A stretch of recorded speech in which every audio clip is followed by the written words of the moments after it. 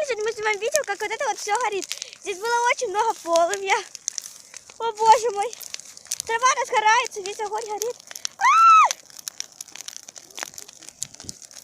Я падаю. Такие еще вилы.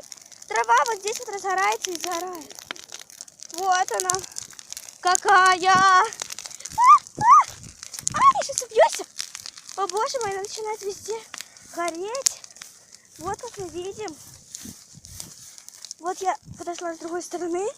Вот здесь вот это такое вот было.